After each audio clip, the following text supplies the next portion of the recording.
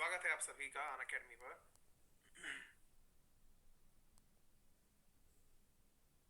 मैं अच्छा हूँ। बिल्कुल देवकी नंदन, बिल्कुल लेनी चाहिए। प्रीति सोनी हर एग्जाम में नहीं आती है।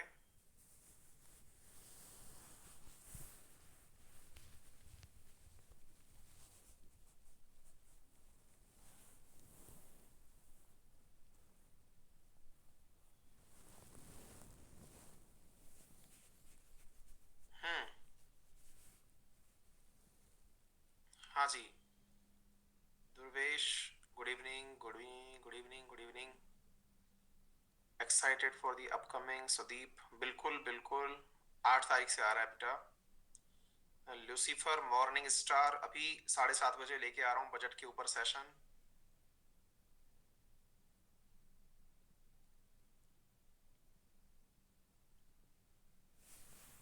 हाँ जी, और बताएं। नगमा सृष्टि, नहीं बेटा ऐसा कुछ नहीं है। और चलिए, ठीक है, शुरू करें। आइए। हाँ, बजट के ऊपर 7:30 बजे मैं सेशन लेके आ रहा हूँ बेटा, है ना। तो आज का हमारा टाइटल है जिसमें हम चर्चा करने वाले हैं लाइट, मिरर और लेंस के बारे में कि क्या क्या जानकारियां हमें होनी चाहिए लाइट के बारे में, मिरर के बारे में और लेंस के बारे में। सारी चर्चाएं हम आपके साथ इस सेशन में करने वाले हैं। लाइट क्या होती है, मिरर क्या है और लेंस का क्या उपयोग किया जाता है। ये सामान्यतः पेपर में पूछे जाने वाली चीजें हैं। कुछ फैक्ट्स हैं जो एक बार के लिए आपको मैं दिखा देता हूँ, क्या क्या बातें होती हैं, किस किस तरह से आपको पता होना चाहिए। टेम्परेट, ट्रांसल्यूसेंट, ओपेक क्या होता है। मतलब एक जनरल परसेप्शन लाइट को लेकर के क्या होता है, रिफ्लेक्शन क्या होता है। फिर रिफ्लेक्शन के साथ साथ कौन कौन सी बातें आपको पता होनी चाहिए, रिफ्लेक्शन के अंदर कौन कौन से एंगल्स हैं जो आपको जान लेने चाहिए। दर्पण किस तरह से काम करता है, समतल दर्पण क्या काम करता है। इसी प्रकार से समतल दर्पण के अंदर बनने वाली छवियां कौन कौन सी होती हैं। इसी प्रकार से स्फेरिकल मिरर जो लगाया जाता है वो क्यों लगाया जाता है, इसके बारे में चर्चा की जा रही है। ठीक इसी प्रकार से स्फेरिकल मिरर के साथ साथ कौन कौन से शब्द हैं जो आपको पता होने चाहिए। जब बात की जाए लेंसेज की तो उनका यूज क्या है, कॉन्वेक्स का यूज क्या है, कॉनकेव का यूज क्या है, उसके बारे में चर्चा की गई है। ऐसे ही फिर कॉनकेव मिरर के साथ साथ मतलब ये जो कुछ एग्जांपल्स में पूछे जाते हैं, एग्जाम में पूछे जाते हैं। मतलब कई बार एग्जाम में सीधे सीधे इस तरह से पूछ लिए जाते हैं कि बताइए अगर ऐसा है, स्फेरिकल लेंस यूज किया जा रहा है तो पोजीशन ऑफ जेट की कहाँ होगी, कहाँ पर हम दिखाई देंगे, है ना। तो ये इस वाले पर्टिकुलर लेंस के साथ में सवाल पूछा जाता है। इसके बारे में हम चर्चा करेंगे। फिर रिफ्लेक्शन क्या होता है इसके बारे में हम चर्चा करेंगे।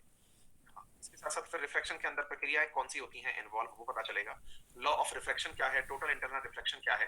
फिर लेंस के अंदर बात करेंगे, गोलाकार लेंस क्या होता है, लेंस से संबंधित कौन कौन सी बातें हैं जो आपको पता होनी चाहिए। कॉन्वेक्स कॉनकेव के अंदर कौन कौन से शब्द हैं, तो ये सारी सारी बातें जो कि हालांकि एक बात तो पहले भी बताई जा चुकी है। प्रकाश का फैलाव क्या होता है, डिस्पर्शन ऑफ लाइट जिसे कहते हैं, इस प्रकार से डिस्पर्शन ऑफ लाइट को मेजर किया जाता है। इन सब चीजों के बारे में आप लोग आज के सेशन में चर्चा करने वाले हैं। चलिए साथियों, तो शुरू करते हैं। सबसे पहले आप लोगों के सामने, हाँ जी, सवाल पूछा गया है आप लोगों से, मतलब किस तरह से इसको पढ़ा जाए। तो बेसिक बात होती है कि लाइट होती क्या है, पहले हम ये समझ लें। तो एक बहुत बेसिक सा फंडामेंटल फिनोमेना है जो कि मैं आप लोगों के साथ डिस्कस करना चाहूंगा। होता क्या है साथियों, कि जब भी हम लाइट की बात करते हैं तो लाइट असल में हमारे पास सोर्स क्या है, कैसी भी रोशनी है उसका सोर्स नेचुरली एक ही है जिसका नाम है सन। और सन से जब लाइट हम तक पहुंचती है तो दो कंपोनेंट्स को अपने साथ लेकर के आती है। एक होता है इलेक्ट्रिक फील्ड और एक होता है मैग्नेटिक फील्ड। असल में हम अपनी लाइट्स को विद्युत चुंबकीय किरणें कहते हैं। विद्युत चुंबकीय किरणें कहते हैं। असल में इसका मीनिंग क्या होता है, इसका मतलब होता है कि जब लाइट प्रोपोगेट होती है तो लाइट के प्रोपोगेशन में इलेक्ट्रिक फील्ड और मैग्नेटिक फील्ड ये दोनों एक दूसरे के परपेंडिकुलर एनी टाइम वर्क कर रहे होते हैं। इसका अर्थ क्या निकला, इसका अर्थ ये निकला कि अगर मैं अपने सामने कुछ इस प्रकार से इलेक्ट्रिक फील्ड को दिखाता हूं, मान लीजिए कि मैंने ऐसे करके इलेक्ट्रिक फील्ड को दिखाया और ये प्रोपोगेशन की दिशा है, मतलब यदि ये समझा जाए कि लाइट इस दिशा में गतिशील है तो इसके परपेंडिकुलर, परपेंडिकुलर का मतलब हुआ कि इसके एकदम 90 पर कुछ यूं, कुछ इस प्रकार से इलेक्ट्रिक फील्ड के परपेंडिकुलर मैग्नेटिक फील्ड उपस्थित होता है। ठीक है, इस चीज को थोड़ा सा इधर की तरफ देख लीजिए। हम्म। इसका मीनिंग क्या निकाले हम, इसका मीनिंग ये हुआ कि लाइट में दोनों कंपोनेंट उपस्थित होते हैं। कौन कौन से, इलेक्ट्रिक और मैग्नेटिक। सर इसका कोई मीनिंग भी है, कोई फायदा भी है इस बात को समझने का, बिल्कुल है। बोले सर ये केवल विजिबल लाइट के साथ होता है कि सबके साथ होता है। मैंने कहा होता सबके साथ है, ये होता सबके साथ है। बोले इसका मीनिंग क्या है, मैंने कहा सारी बातें समझा रहे हैं, थोड़ा सा समझने का प्रयास करिए। लाइट को मैं इधर प्रोपोगेट होता बताऊं या इधर प्रोपोगेट होता बताऊं, तो ये सारी बातें आप लोगों के लिए मतलब एज इट एग्जैक्टली समझ में आ जानी चाहिए। अरे भाई, क्या हुआ क्या हुआ? अरे सैड नहीं हो यार, एक्चुअली क्या है कि आज बिल्कुल भी रेस्ट नहीं हुआ है सुबह से लेकर के, अभी लगातार चल ही रहा है, हुआ कुछ नहीं है, मतलब आंखों में भयंकर जलन मच रही है, मुझसे आंखें खोली नहीं जा रही हैं। मैं अपने ग्लासेस मंगा लेता हूँ, ऐसे काम नहीं चलेगा। मेरी आंखें एक्चुअली क्या है, आप लोग भी थोड़े ज्यादा समझदार हो गए हैं, तो क्या आईज पढ़ना शुरू कर दिए हैं आप लोग, है ना? ये ठीक नहीं है। हाँ तो वो मतलब 1% भी रेस्ट नहीं हो पाए। हाँ, इस कारण से इशू हो रहा है, कोई दिक्कत नहीं है। हाँ, मैं स्माइल भी कर रहा हूँ, सब कुछ कर रहा हूँ भाई, चिंता मत करिए। अरे वो मेरे ग्लासेस भिजवा दीजिए, साइड में रखे हुए हैं कहीं।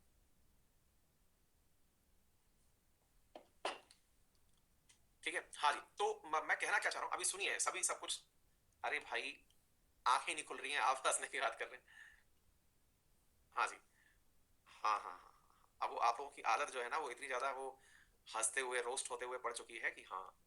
हाँ जी, बिल्कुल बिल्कुल भैया, बिल्कुल बिल्कुल। अरे भाई, माफी माफी माफी माफी माफी, अब पढ़े। आ जाइए, सुनिए सुनिए सुनिए। हाँ जी। तो मुद्दा ये है कि हम लोग इलेक्ट्रिक और मैग्नेटिक फील्ड की बात कर रहे हैं। सूर्य से जो हमको दिखता है, जो हमें नजर आता है, उसे क्या कहते हैं? सुनिए ध्यान से। जो हमें दिखता है उसे हम दृश्य प्रकाश कहते हैं। क्या कहते हैं?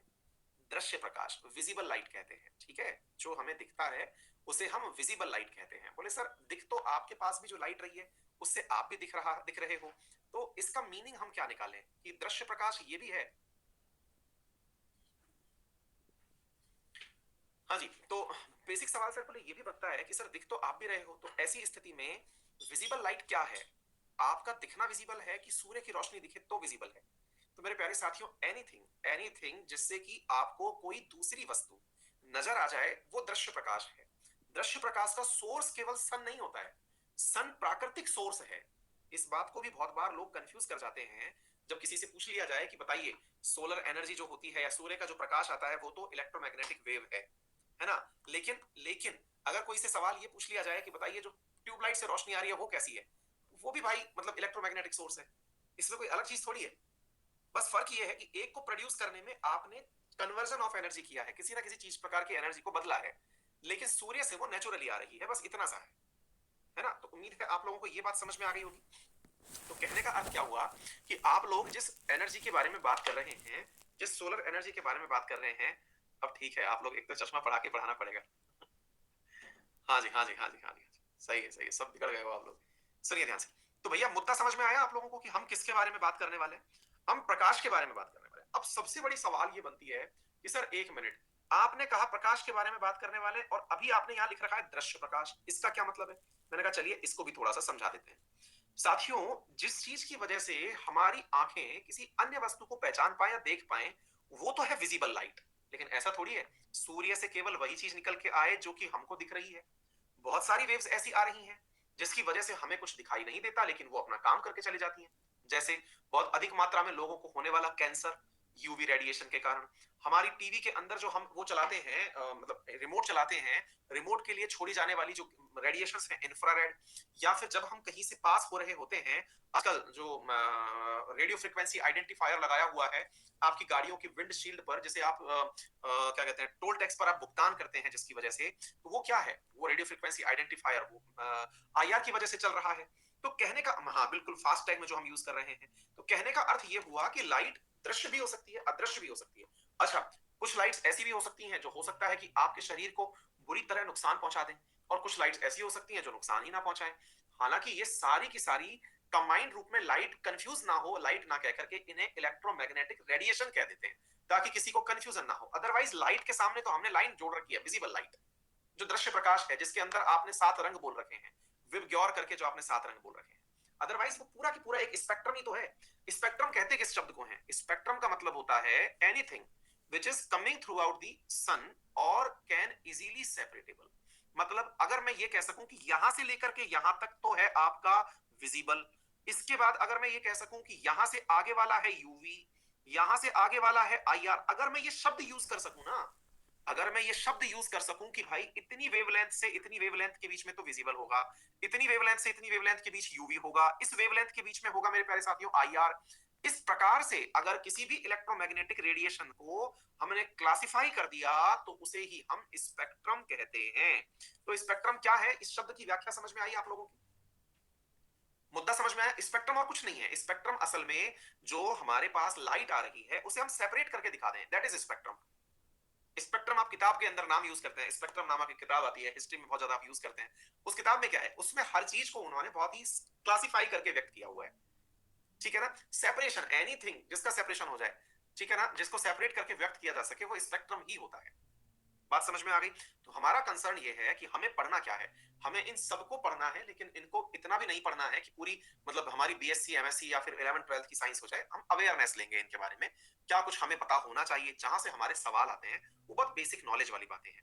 हाँ, लेकिन ये बहुत बेसिक बातें भी हमको पता तभी चलती है जब थोड़ा थोड़ा सा इनके बारे में डिस्कशन ठीक ठाक तरीके से हो जाता है। ठीक है ना? हाँ जी, तो सबसे पहली चीज अगर मैं आपसे पूछूं कि लाइट के बारे में, कहा गया है कि light is a form of energy. हमने अभी हाल बताया आप लोगों को, that enable us to see things. Common sense लगाइए, क्या लाइट एनर्जी का सोर्स है?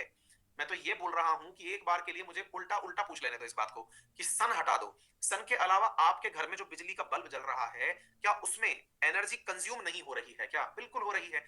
दैट मींस जो लाइट हमारे पास सन से भी आ रही है वो भी एनर्जी है। बस सवाल ये है कि हमें ये नहीं पता कि वो एनर्जी कहां से आ रही है। कुछ को पता है, कुछ को नहीं पता है। जिनको पता है अच्छी बात है, जिन्हें नहीं पता है मैं आपको बता दूं मेरे प्यारे साथियों, हाइड्रोजन जब मिलते हैं आपस में और हीलियम का निर्माण करते हैं, इसे नाभिकीय संलयन कहते हैं। नाभिकीय संलयन की क्रिया न्यूक्लियर फ्यूजन कहते हैं, जिसकी वजह से हमारे पास में इस प्रक्रिया की वजह से आई हुई अतिरिक्त ऊर्जा यहां पर इलेक्ट्रोमैग्नेटिक रेडिएशन के रूप में धरती तक पहुंच रही है। ठीक है ना? तो सूर्य के अंदर बहुत सारी प्रक्रियाएं चल रही हैं, उन बहुत सारी प्रक्रियाओं में सूर्य के अंदर इलेक्ट्रोमैग्नेटिक रेडिएशन चल रही है। बोलिए, इतनी बात समझ में आ गई आप लोगों की? इतनी बात समझ में, इसमें कुछ है नहीं, लेकिन हाँ कुछ बेसिक बातें हैं जो पता हूं। Light starts from a source and bounce off objects which are perceived by our eyes and our brain processing this signal which eventually enable us to see। अच्छा एक बात बताइए, हम लोग कोई वस्तु देख क्यों पा रहे हैं? आप लोगों को मैं दिखाई पड़ रहा हूं, एक बार के लिए मैं अगर लाइट ऑफ कर दूं तो मैं दिखाई नहीं पड़ूंगा। दिखाई किस लिए दिया? मेरे ऊपर लाइट पड़ी इसलिए, या मैंने लाइट को रिफ्लेक्ट कर दिया इसलिए? ये बहुत ही बड़ा सवाल है मेरे प्यारे साथियों। हम पर जैसा भी प्रकाश पड़ता है हम उससे दिखाई नहीं पड़ते हैं, हमने जो प्रकाश इमिट किया हम उससे दिखाई पड़ते हैं। बोले मतलब क्या हुआ? मैंने कहा कोई वस्तु, अगर मेरी ये ड्रेस आपको ब्लैक कलर की दिख रही है, ये ब्लैक इसलिए दिख रही है क्योंकि इसके ऊपर जो भी प्रकाश पड़ा उसको इसने पूरी तरह एब्जॉर्ब कर लिया, तो ये सनलाइट के लिए एकदम एब्जॉर्बर है। बोले सर हमें कैसे पता चलेगा कि ये आप सही कह रहे हो? इसका पता ऐसे चलेगा कि आप गर्मी में ब्लैक ड्रेसेस पहन के बाहर खड़े हो जाइए और वहीं आप ऐसा ही प्रयोग व्हाइट ड्रेस पहन के करिए। दोनों से आपको पता चल जाएगा कि व्हाइट ड्रेस जब पहन करके आप गर्मी में खड़े होंगे तो आपको तुलनात्मक रूप से गर्मी कम लगेगी और ब्लैक ड्रेस में एकदम चटापट होने लग जाएगी। मतलब गर्मियों में ऐसा लगेगा कि आपको कि ये क्या पहन लिया है। इसलिए आपने बहुत बार देखा होगा, स्पेशली नेता लोगों को देखा होगा कि वो लोग क्या करेंगे कि वो लोग एकदम व्हाइट कपड़े पहन करके ही जो है वो गर्मी के अंदर बड़े बड़े आंदोलनों में निकल जाते हैं। तो ये एकदम जो सफेदी है ना, ये असल में सोलर लाइट का ही एक बहुत बड़ा सिस्टम है, यानी कि एक प्रकार से समझिए कि ये ठंडक का प्रमाण है। ठीक है ना? हाँ जी, बात समझ में आ गई? अच्छा, इसी प्रकार से, हाँ जी, ये बात समझ में आ गई। ठीक है, आगे। In simple word, light is a form of energy which is propagated as electromagnetic wave, में ये बता चुका हूं। It is radiation which make our eye able to see the object, ये बता चुका हूं। 10⁸ मीटर पर सेकंड इसकी स्पीड होती है, जिसके अंतर्गत हमारे पास लाइट पहुंचती है। ये 108 गलत लिखा हुआ है, 3 × 10⁸ it takes 8 minute 19 second to reach on the earth from the sun. Light reflects from moon takes 1.28 second to reach earth. ये लाइन क्यों लिखी है सर? ध्यान से सुनना, बड़ा ही इंटरेस्टिंग है, ध्यान से सुनिएगा। सर ये तो समझ में आया कि सूर्य से तो लाइट सीधी आ रही है, 8 मिनट 15 सेकंड में आकर के पहुंच गई, लेकिन सर एक बात बताइए, मून के आगे आपने ये क्यों लिखा है रिफ्लेक्ट होकर के लाइट इतना पहुंचती है? पता है आपको, मून खुद कोई एनर्जी इमिट करता ही नहीं है। हमको जो मून दिखाई पड़ रहा है वो असल में सूर्य के प्रकाश से चमक रहा है। वो सूर्य के प्रकाश से चमक रहा है, मून की तो कोई रोशनी है ही नहीं। यही तो कारण है कि हमें चंद्र ग्रहण या फिर सूर्य मतलब चंद्रमा के बहुत सारे रूप दिखाई देते हैं। कभी चंद्रमा पूरा दिखाई देता है, कभी चंद्रमा आधा दिखाई देता है, आधे चंद्रमा के अंदर फिर कभी चंद्रमा हमको इस तरह से अर्धचंद्राकार में से चंद्राकार दिखाई देता है, कभी हमको दिखाई नहीं देता है। समझ रहे हैं आप लोग? ये है क्या? असल में चंद्रमा की खुद की कोई रोशनी नहीं है। मतलब बोले सर वो जो चंद्रमा चमक रहा है, अरे तो मेरे भाई दुनिया में कहीं ना कहीं सूर्य की रोशनी उसके ऊपर पड़ रही है। आपसे ऊपर है चंद्रमा, आप धरती में यहां बैठे हो, चंद्रमा यहां टिका हुआ है, सूर्य कहीं यहां पर है, उसकी रोशनी यहां जा रही है, आप तक नहीं आ रही है, उस तक जा रही है, इसलिए वो दिख रहा है। बोले अच्छा, तो फिर ऐसा क्यों होता है कि भाई मतलब कभी हमारे यहां पर चंद्रमा बिल्कुल अंधेरी रात आ जाती है? अरे भाई, जब सूर्य के चार, देखिए कॉमन सेंस की बात है, इसमें कोई बहुत बड़ा रॉकेट साइंस नहीं है, इसमें केवल इतना सा है कि ये पृथ्वी है, ये सूर्य है, हमको मालूम है कि पृथ्वी वो सॉरी पृथ्वी है और ये चंद्रमा है, और हमें मालूम है कि पृथ्वी के चारों तरफ चंद्रमा परिक्रमा लगाता है। इधर खड़ा हुआ है सूर्य। अब ये जो सूर्य है, इसकी प्रकाश से हम भी चमक रहे हैं और इसके प्रकाश से चंद्रमा भी चमक रहा है। अभी अगर आप देखें तो इसकी रोशनी अधिकतम इतनी जा रही है, तो जो लोग यहां पर रहते हैं, यहां तक रहते हैं, उन्हें चंद्रमा का केवल ऊपर वाला हिस्सा ही तो दिख रहा है। उन्हें केवल चंद्रमा का ऊपर वाला हिस्सा ही तो दिख रहा है। यहीं से वो लोग बोल देते हैं कि चंद्रमा जो है वो आज इतना अर्धचंद्राकार है। फिर क्या हुआ? अब अगर आप आधी आधी धरती पर हैं कहीं भी, तो चंद्रमा आपके सामने यहीं से निकलना शुरू हुआ था। 15 दिन उसने पूरे पूरे लिए। ये देखो, यहां तक पहुंचते पहुंचते आपको ये पूरा प्रोसेस चंद्रमा का दिखाई दिया। कहते हैं ना 28 दिन में वो पूरी पूरी परिक्रमा लगा रहा है आपकी। क्या आपको मेरी बात समझ में आ रही है? तो इसका मतलब क्या है?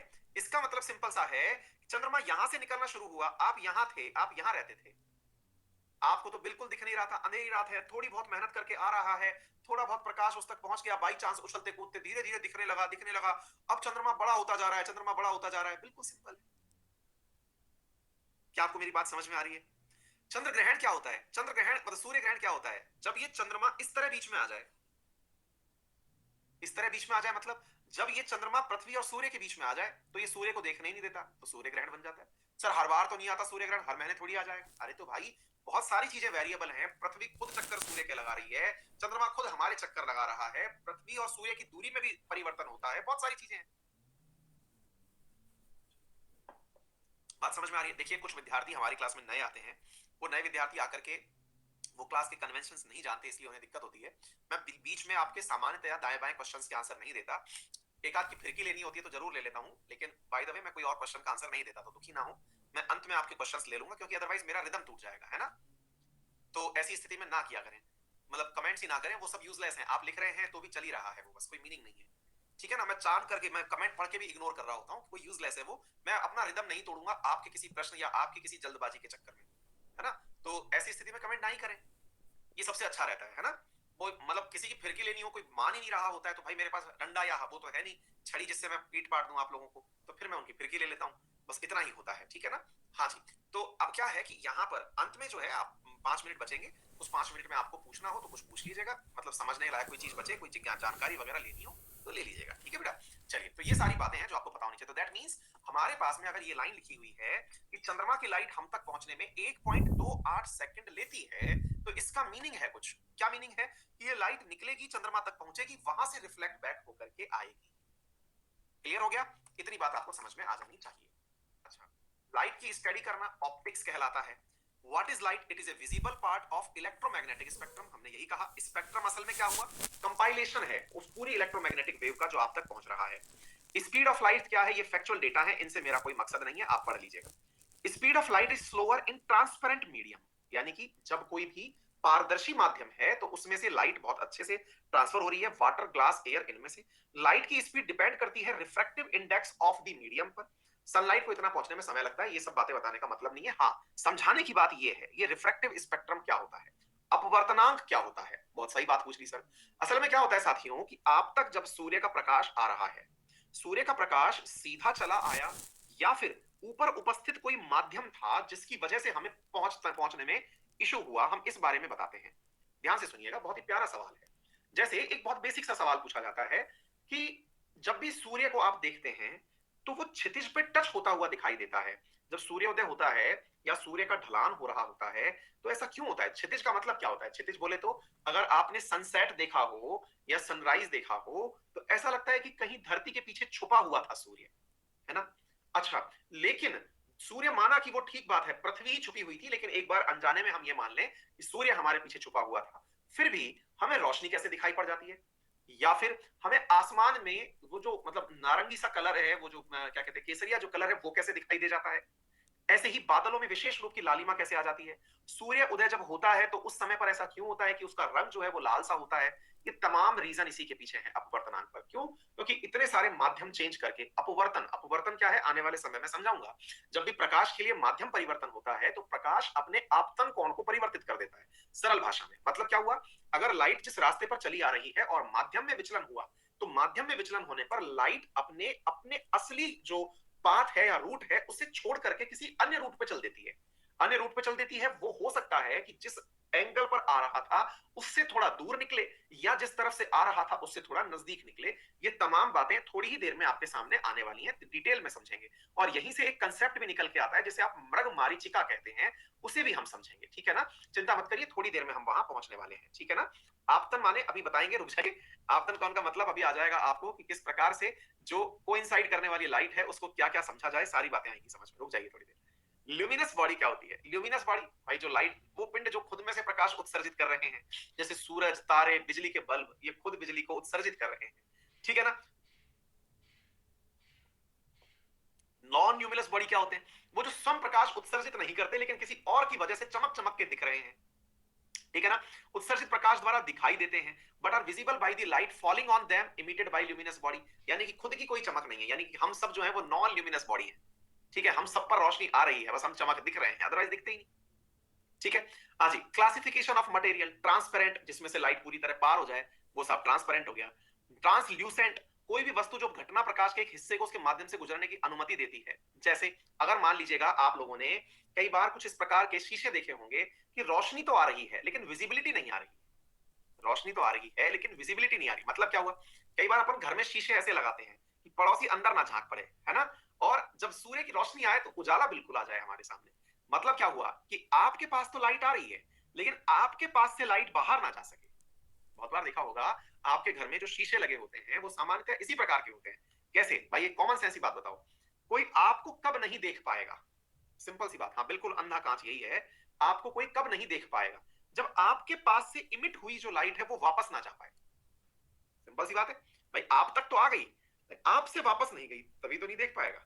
इसीलिए आप देखना कि जो ग्लास लगाए जाते हैं वो एक पर्टिकुलर कंपनी है जिसके सबसे ज्यादा ग्लास लगते हैं, और हमारे अलवर में ही है, उसका फैक्ट्री भी है, उसका नाम भूल गया। ठीक है?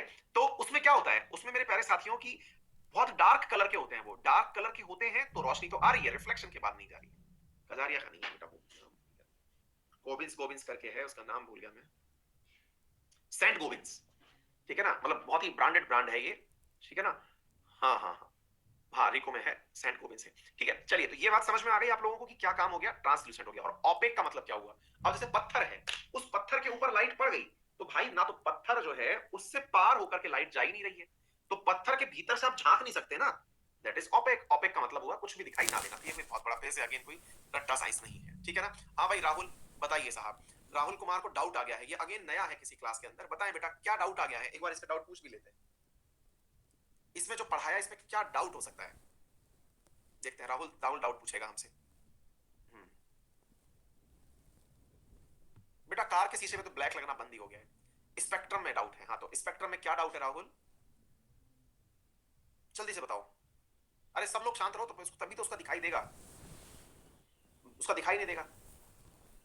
सब लोग शांत रहो, इस पर राहुल का डाउट आने लगा। मीनिंग क्या होता है? अच्छा बेटा, राहुल का मीनिंग होता होगा लेकिन स्पेक्ट्रम का मीनिंग स्पेक्ट्रम ही होता है। राहुल का मीनिंग थोड़ी देर में लोग बता भी देंगे आपको, लेकिन स्पेक्ट्रम का मतलब स्पेक्ट्रम होता है, जिसका मैंने मीनिंग क्लास की शुरुआत में समझा दिया। और बकायदा मैंने ये भी बताया किस तरह से उसको होता है। और ये भी है कि आपको अगर एक बार में समझ में ना आए, इस वीडियो को आप दोबारा देख सकते हैं। राहुल हो सकता है आप नए हो इस क्लास में, उस वीडियो को 2 बार देखिए, 3 बार देखिए, मीनिंग वही रहना है जो मैंने शुरुआत में बताया था, है ना? हाँ कोई और?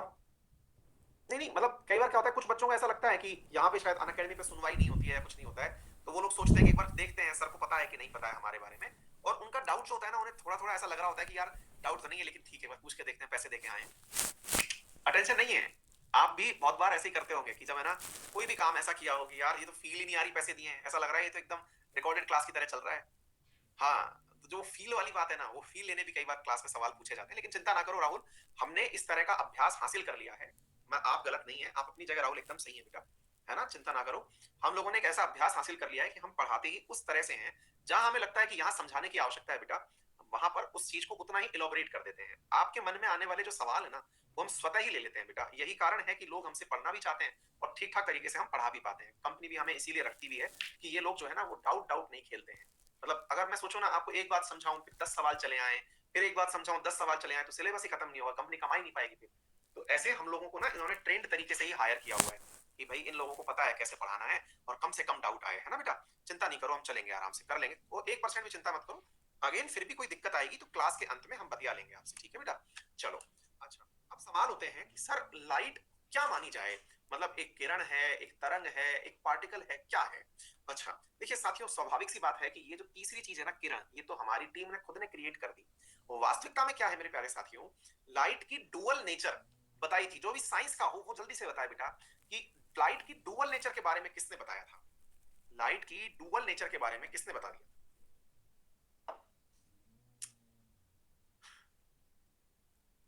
मैक्सवेल, श्रोडिंगर, डी ब्रोगली, है ना।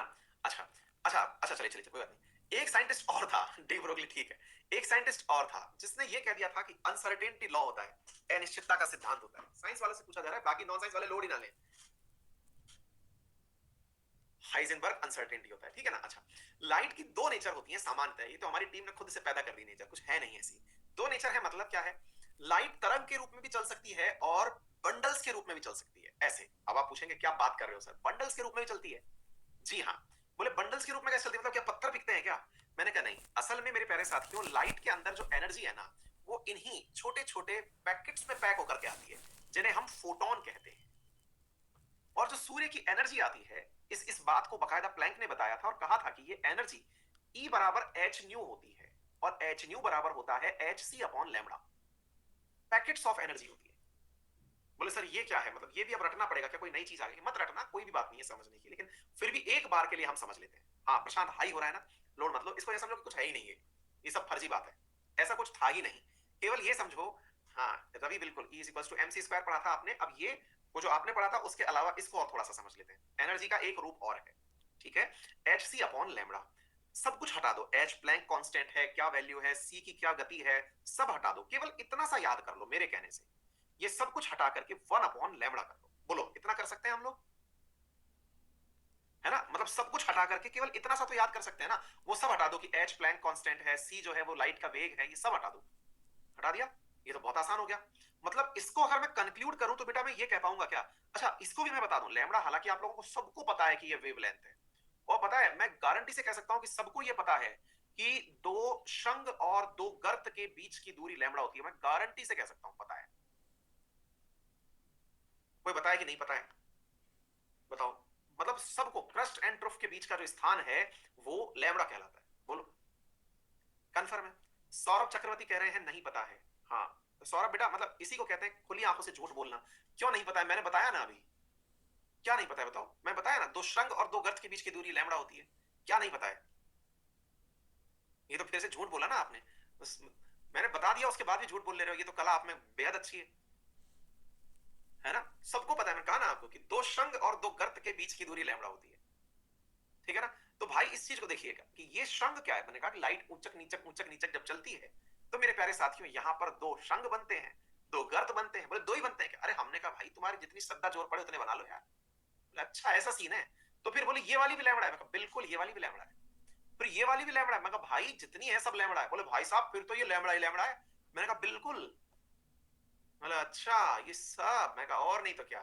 बोले सर एक मिनट रुको, ये दिख तो ड्राइंग जबरदस्त सी रही है। मैं कहा चलो तो जबरदस्त ड्राइंग को एक बार देख लेते हैं, नाप लेते हैं। ये देखो, अरे रुको भाई, इधर देखो,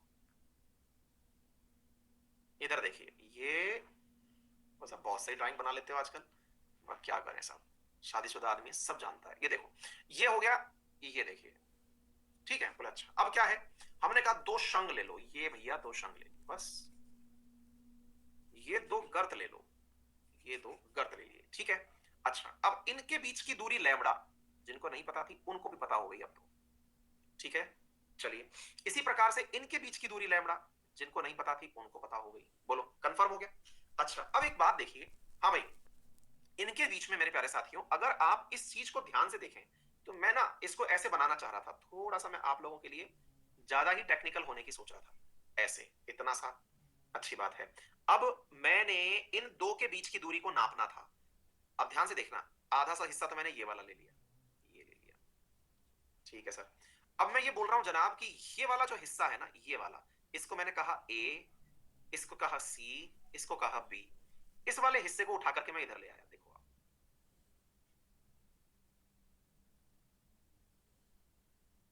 बोलो सर, समझ में आ रहा है आप लोगों के? कुछ कर नहीं रहा हूं मैं, मतलब मैं तो इस गोले को थोड़ा सा शिफ्ट करके इधर ले आया, यानी बी वाला हिस्सा। अच्छा, ऐसे ही एक सी वाला हिस्सा भी है यहाँ पे, ये रहा। ओके, ये था ए वाला हिस्सा। अब मैंने इस हिस्से को भी इधर ले लिया। अरे, अपनी बच्चियां हैं ना दोनों, दोनों वो भी इस बात को समझ सकती है कि हाँ पिताजी, ऐसे ही मिलाने से ब्लॉक बन जाता है, बिल्डिंग ब्लॉक।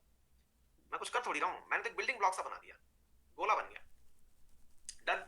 तो ये जो गोला है ना बेटा, यहां से लेकर के यहां तक एक वेव के चलने के कारण जो बना है, असल में ये गोला लैम्बडा है। इस गोले का आप कैसे भी बना के देख लो, ये गोला ही है। और पता है आपको, ये गोला जितना बड़ा उतनी कम एनर्जी, ये गोला जितना बड़ा उतनी कम एनर्जी, और ये गोला जितना छोटा भाई साहब उतना बाउंसर है। तो कहना क्या चाह रहे हो? मैंने कहा यही तो कह रहा हूं मैं, E is inversely proportional to lambda. गोला जितना बड़ा, लैम्बडा उतना बड़ा। बात समझिए, बात समझ में आ रही है? गोला जितना बड़ा, लैम्बडा उतना बड़ा। अब लैम्बडा छोटा है, अगर तो छोटा है तो भैया नीचे वैल्यू रखो, ई की वैल्यू ऑटोमेटिक बढ़ जाएगी कि नहीं बढ़ जाएगी? अच्छा, कुछ एक बालकों को समझ नहीं आया, कोई बात नहीं, समझाने के लिए तो बैठे हुए हैं हम। एकदम लोड मत लो भाई, नथिंग टू फियर। ये देखो बेटा, एक तो ना ये हिंदी अंग्रेजी वालों के साथ दिक्कत हो रही है। एक बार इनके हिंदी अंग्रेजी नाम और बता दो यार, शंग और गर्त के। शंग और ये गर्त। हाँ जी साथी, हाँ जी मेरे प्यारे साथियों, ये जो आपने दो शंग क्रमागत, जी हाँ, क्रस्ट एंड ट्रोफ, इधर देखो, इधर समझने का प्रयास करो मैं कहना क्या चाह रहा हूं। यदि यहां पर आप नोटिस कर रहे हैं इन दोनों परिस्थितियों को, एक बार में मैं लैम्बडा वन समझा रहा हूं, एक बार में मैं लैम्बडा टू सिखा रहा हूं। लैम्बडा वन की परिस्थिति में मैंने बहुत बड़ा लैम्बडा लिया, मतलब लैम्बडा से मतलब हुआ कि इन दोनों को अगर आप देखेंगे तो इन दोनों के बीच की दूरी बहुत ज्यादा है, तुलनात्मक रूप से पता चल रही है साहब, इसमें कौन सा रॉकेट साइंस लगा है, किसी को भी देख के पता चल जा रहा है, लैम्बडा टू। बोलिए। लेकिन आप में से ना कुछ लोग ये कहेंगे कि सर एक मिनट रुकिए सर, ये गोला बड़ा बनाने की प्रक्रिया तो हम और तरीके से भी कर सकते थे। मैं कहा बताओ भाई कैसे करते? बोले सर हम ऐसे कर लेते तो। मैं कहा बताओ। यूं। मैंने कहा मुद्दा तो सही है यार, गोला तो अब भी बड़ा बन गया सर और लैम्बडा सबसे कम हो गया। हाँ यार ये तो मैंने सोचा ही नहीं, ये लैम्बडा थ्री हो गया, गोला तो बड़ा हो गया सर। और बताऊं सर, लोड मतलब आप लैम्बडा फोर भी बना के दिखा सकता हूं मैं बता भाई, ये देखो सर।